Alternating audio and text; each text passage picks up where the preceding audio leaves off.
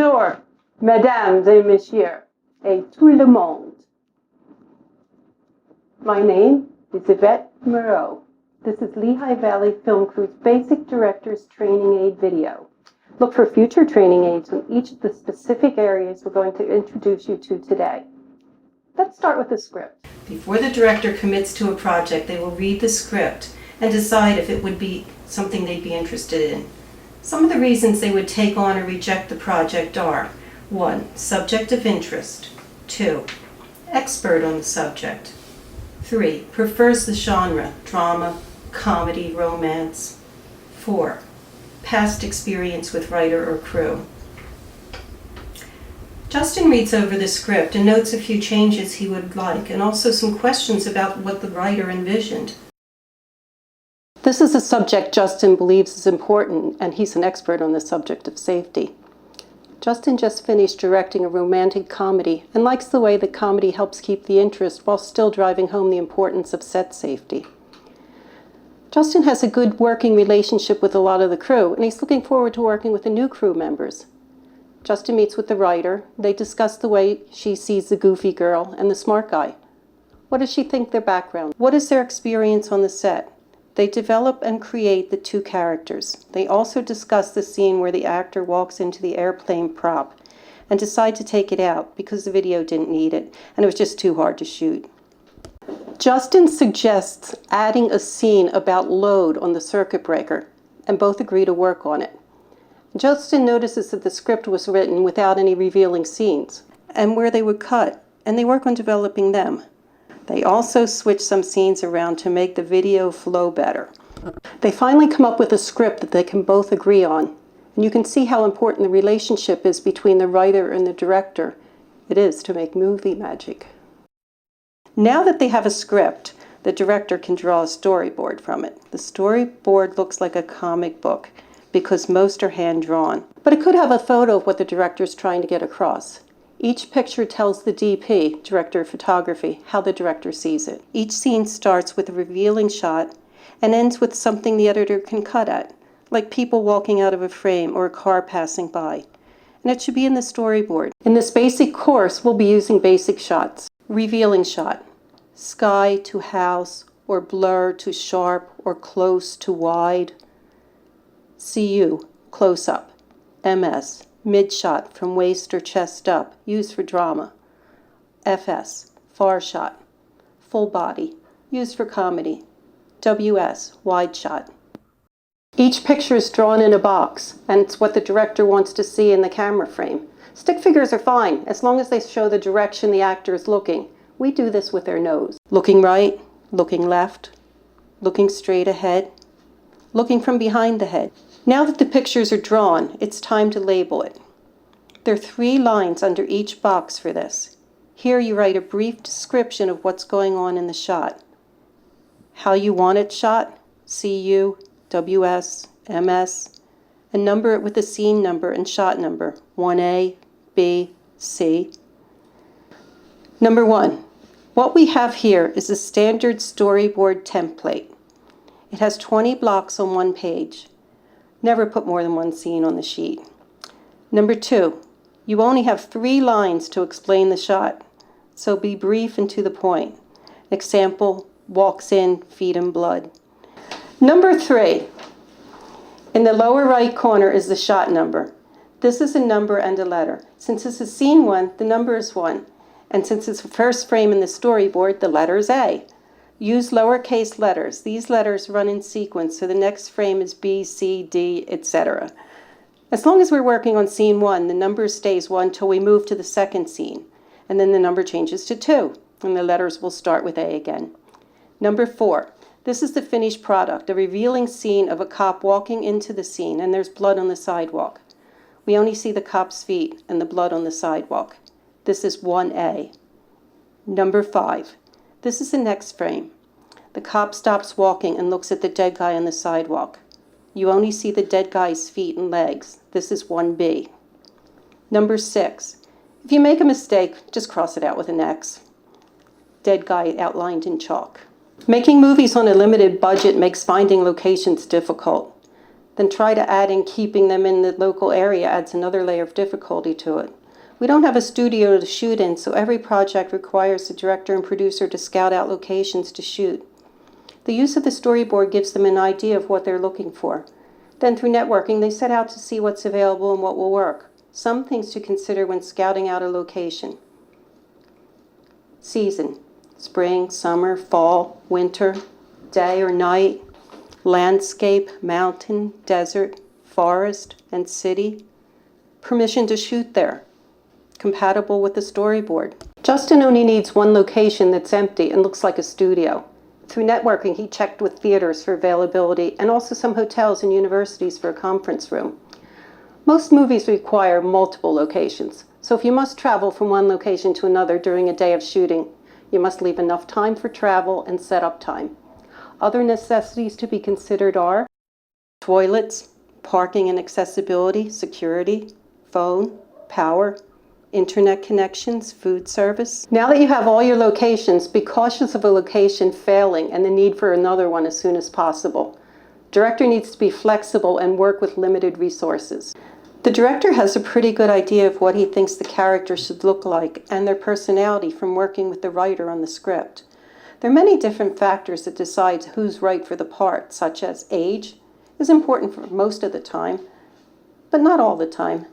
Race is important in some movies, and not so much in others. Sex is always important most of the time. Looks, always important to the part. Personality, not of the actor, but who the actor is playing.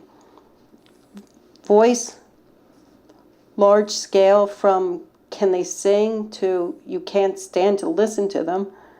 Direction, can the actor follow direction and give you what you want? This time Justin's open to all of these and focusing on performance. Who's interesting enough to make you want to keep watching them? Justin is looking for Sam to be a leader, knowledgeable, and a bit of goofy. Ellie, on the other hand, is curious and doesn't have any experience, but a willingness to learn. During the auditions, Justin will give the actors some background of the characters and a side to read. He may ask them to read the side several different ways to test how well they follow direction. He might also ask about the actor's background and even questions to see how well they can think on their feet or how creative they are. Justin's taken notes on all the actors that auditioned, and he will review their reel with the producer and decide on the cast. It's important for the director and producer to follow up with everyone who auditioned and thank them for their time, and let them know they weren't selected and that they look forward to working with them in the future. The director and the assistant director should be the first ones on the set, so they can coordinate their duties and work as one unit. The AD should introduce the crew to the director so he knows who he's working with. With these assurances, the director can focus on making his vision come to life. The director supervises the building of the set, where the extension cord is going to be tripped over, where the ladder is going to be set up, which outlets are going to be shooting, and things like that. The director is also responsible to check the makeup and wardrobe so that it's giving him the look that he's after. This is the time the director uses for blocking, making sure actors know where they'll be entering from and how they will flow through the scene. An example is, how many steps is Ellie going to take up the ladder? Both feet on one step at the end? Is the ladder set up in the right position? The storyboard shows the ladder set up north to south. The TP is looking at light and focus and framing and doesn't notice. The set's tight. There's no room for the DP and the director, so the director stands 90 degrees off to the side. The ladder looks right to him, but when Ellie goes up the ladder, her rear is center frame. Another example is Ellie tripping over the extension cord. Her right foot gets caught. Sound, camera, slate. Action, cut. It's the director that checks that the sound and the camera are rolling. And when this is confirmed, then he will call for the scene to be slated. Now he's ready for quiet, sound, camera, slate, action, action, action. Now that the action has started, the director can watch what the camera is shooting or the overall and then review the footage and storyboard. Directors have to pay strict attention to continuity details. Did Ellie trip over the extension cord with her left or right foot? Do the actors feel like real people or actors? If he doesn't feel like they're real, then the audience won't either. Can the director draw out the attitude and feelings he's after from the actors without acting them out? It's helpful to be open to advice from crew and respect the DP's experience and the producer's resources. Open to advice from crew, respect DP's experience, realize producers' resources, adhere to schedules, and manage time. Now that you got that shot, before they break down the set and equipment and the actors change or leave, check the footage. Does anything need to be reshot? Did you get everything on the shot list? That's a wrap! You can say abracadabra all you want, but this is where you pull the rabbit out of the hat. The director and editor will review the files and note what they liked and didn't like in each one, and they will discard any files that were just trash and listed as such. Something that he would trash would be if he called sound, camera, and then discovered a problem that had to be fixed before they proceeded, and they just stopped filming till they fixed it. Maybe they were shooting and Ellie went to unplug the extension cord and it was already unplugged from the last take. The editor has a good idea what the director is after and works on the first rough cut. The director and editor review the first cut and agree that the scenes are in order. Then they work on adjusting the length of the shots to keep the movie moving forward. They may also change a close-up shot to a medium shot or any shot for another. The director and editor will do this several times before they agree on a final product. Now the editor will work on color. The director might make some scenes hotter or colder, or use color to get a feeling like anger, confusion, tranquility. Now they have the movie locked.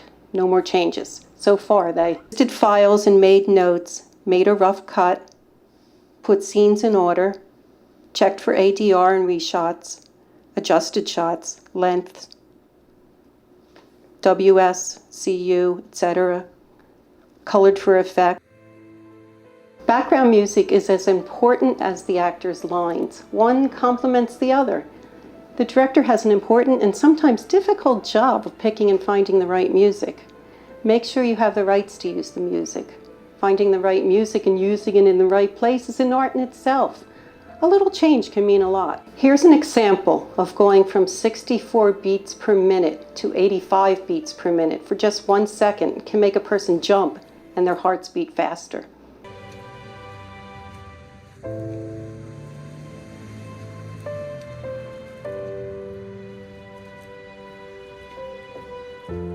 Probably just as well. Crazy ass dream. The volume of the music plays an important part in introductions and ending a scene. The director uses music to cause confusion, arouse suspense, drama, transitioning to the next scene, calming effects. Music creates an atmosphere for the movie. And now that you have a finished product, you have to promote it. You can start with a premiere in social media or by entering it into film festivals. There's a PowerPoint presentation that goes with this. On there, you'll find some questions about what you just learned, and the answers will be at the end of it. So go ahead, play with that now, and answer the questions, and then check your answers. And if you missed any, you can always refer back to the video. And maintenant, il faut que je parte. Bonsoir.